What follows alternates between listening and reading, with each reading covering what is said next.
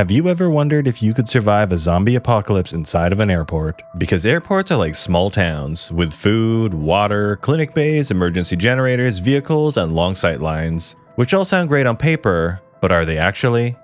By the end of this video, you'll know if an airport keeps you alive or gets you killed. And just so we're on the same page, we're dealing with classic walkers here, not sprinters. Slow and dumb, but dangerous in numbers. As for the type of airport, we're going with an international one. It's what most people picture when they think of an airport, and if it isn't what you picture, just pretend it is for the sake of the video. As for how you got here, you were already inside when the outbreak kicked off. You didn't choose this place, it chose you. So now you're stuck here and you need to make the best of it with what's around you. Sound good? Let's break it down. Let's kick things off with defense and choke points. Because airports are surrounded by high security chain link fences, this is massive, having a built-in first line of defense that would take significant effort to establish from scratch anywhere else. It won't help with zombies that are already inside the airport, but it will stop more from easily getting in. Airports are also designed to control people, which means they have a lot of choke points. TSA-style lanes, retractable belt stanchions, roller gates, glass partitions, and heavy fire doors that let you control how zombies move. You can funnel walkers into narrow corridors where a single person can manage them. Jet bridges and service stairs create elevated narrow paths that are easy to hold. Many internal doors are steel, so you can isolate wings and create safe pockets. Long sight lines give you early warning as well, and the massive windows reflect movement like mirrors, which helps you catch crawlers sneaking along a row of seats. International airports are also armories if you know where to look. Your first move is to find the airport's police substation. Not all of them have one, but if yours does, consider yourself lucky. Inside you'll find the good stuff. They have locked armories with handguns, shotguns, ammo, and maybe even body armor and riot shields. Your initial access to food and water here is also quite good. International airports have food courts, convenience kiosks, airline catering fridges, and mountains of bottled drinks. There's tons of shelf-stable food here as well, so grab dry items that'll last even when the power goes out. Things like peanut butter packets, jerky, trail mix, granola bars, crackers, instant noodles, boxed cookies, pretzels, and canned drinks. If the grid is already out, you still have the sinks and fountains that usually draw from the municipal water with pressure in the lines for a while. Another bonus is that airports will be stocked with PPE, also known as personal protective equipment. You'll also find sanitation products here. This will matter once you carve out a corner for yourself in the airport, and you need to get down and dirty, removing the blood and guts. Janitorial closets should be stocked with gloves, masks, bleach, ammonia, trash liners, mops, and paper towels. There should be clinic bays in every terminal as well. Depending on the size of the airport, there could be multiple terminals, meaning access to even more medical supplies scattered around the airport. If one is overrun or already looted, you're not completely out of luck. Large airports usually switch to emergency power automatically as well. That means backup generators keep HVAC, critical systems, and some lights running. This buys you time to move safely, charge radios and flashlights, and set up brake-controlled living areas that give you a heads up if zombies are heading your way. Fuel depots are also arguably one of the most valuable long-term resources here. Airports have massive fuel storage tanks for both jet fuel and gasoline and diesel for ground vehicles. This supply for generators, vehicles, and heating could last a small group for years.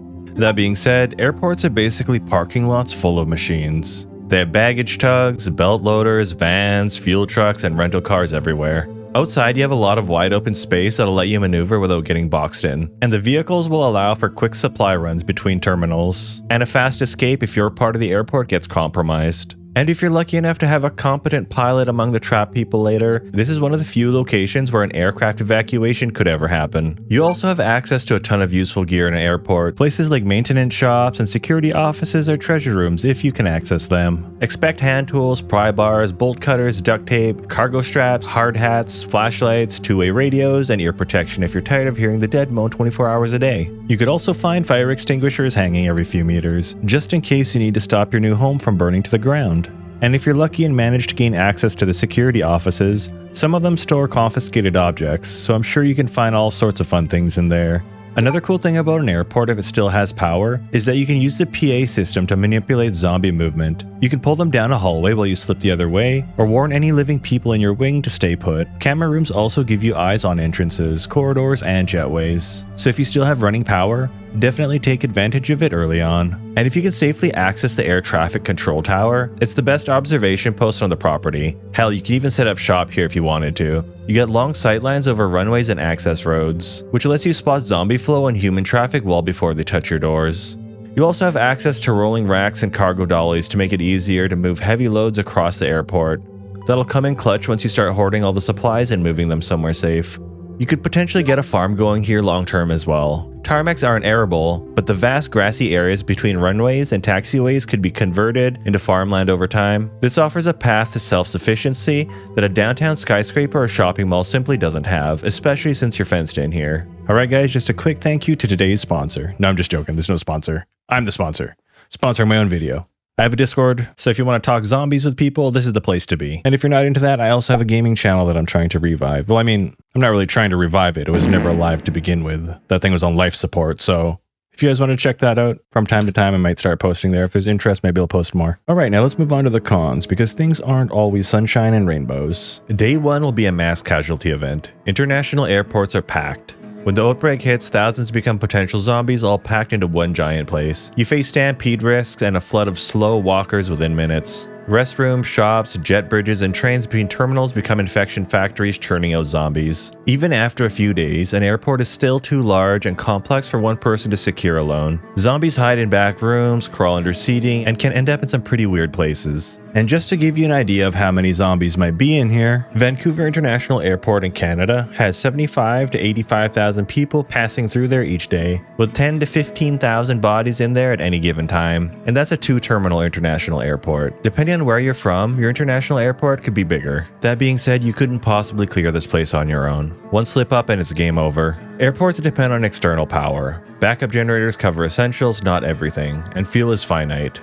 When the lights die, you lose ventilation, cameras, door mag locks, water pressure, and the PA system. And when the crowd dies, the smell arrives. Bodies in jetways, shops, and restrooms will start to rot. Toilets backflow when the power and water drop. The rotting corpses will draw in rodents and insects. The rats will chew packaging and contaminate stored food. Airports are also magnets. Groups of survivors will likely keep coming because they think planes mean escape, and raiders come because they know supplies are inside. One person can't screen, negotiate, or repel every approach. Even a small group would struggle. And rumors about lights still on in the terminal become a map marker for trouble. Herds tend to trail human traffic, so new arrivals can drag a tail of walkers behind them. You're also surrounded by jet fuel, solvent, and lithium batteries here. A small fire in a shop or a maintenance bay can smoke out an entire concourse. And you can't count on sprinklers once the pumps go out. You have access to fire extinguishers, but things can get out of hand if you don't catch it in time. Initially, an international airport is a massive supermarket, but once the shelves are empty and municipal water pressure drops, this location stops giving you access to resources. And once that happens, the only solution is to risk venturing out. Now it's time to answer the question you came here for. Can you survive a zombie apocalypse inside of an airport? Short term, solo, I'm gonna rate it at 2 out of 5. For a lone survivor, it's a race against the clock. If you act quickly, avoid the initial slaughter, and secure a small, manageable section of the terminal, you're safe for a short time, but you still need to venture out alone to access the airport's vast resources. And those are all waiting on the other side of a darkened corridor patrolled by the dead. Short term with a small group of 5 to 10 people, I'm gonna rate it a 4 out of 5. The initial chaos is still incredibly dangerous though, but a group of people can do what a lone survivor can't. They can hold their ground by choosing a defensible terminal wing or a lounge. They can use their numbers to barricade entrances, post lookouts, and run supply missions in teams. The sheer scale of the zombie population becomes manageable, because the goal isn't to clear the airport, it's to secure a slice of it. With some people guarding a choke point, others can systematically loot the vast resources of food, water, and gear, turning the airport from an overwhelming threat into a defensible treasure chest. Alright, now long-term solo, I'm gonna give it a 1 out of 5. Long-term, an airport bleeds a lone survivor dry, and the threats come from every direction. The food shelves go bare, assuming you could even access it all in the first place. The water stops flowing, and the building itself begins to decay into a dark, silent labyrinth. The perimeter is too massive for one set of eyes. Zombies will inevitably slip back in, repopulating wings you thought were clear. And eventually the living will arrive. You can't defend this place from organized raiders who will gut it for supplies, likely dragging a fresh horde right to your doorstep. It's a slow death by 1,000 cuts, starvation, loneliness, or a single mistake on your last desperate run alone for a can of beans. Long term for groups of 5 to 10 people, I'm gonna rate it at 2.5 out of 5. For a group of that size, the mission changes from short-term survival to an attempt at long-term sustainability, because an airport offers the space and resources to actually try it. Manpower is the new currency. A coordinated group can tackle the projects a solo survivor never could, like fortifying large open areas into permanent settlements, and most importantly, trying to turn the grassy fields between runways into viable farmland. There's no guarantee you can, and you will inevitably run out of water. You could set up tarps and buckets to catch rainwater, but that's not a permanent solution. On the flip side, they can run scavenge teams for fuel, parts, and seeds. However, success breeds a new kind of danger. A functioning fortified settlement with crops in the ground becomes a massive beacon. It's no longer just walkers you have to worry about. It's other organized groups who see your fortress not as a home, but as a prize to be taken. Alright guys, don't forget I have a Discord server if you wanted to check that out, and don't forget to have a look on my gaming channel if you're interested in that. I also have a Project Zomboid server. I have so many things. So if you wanted to check any of those out, feel free to do so. If you wanted to access the Project Zomboid server, you do need to join Discord though. So yeah, thanks for sticking around. I also want to take a moment to thank my YouTube members and my Patreon subs. I appreciate all of you. But I mean, whether or not you're a member to any of these, I appreciate you. I'm just glad you're all here. All right. Catch you guys in the next one. Cheers.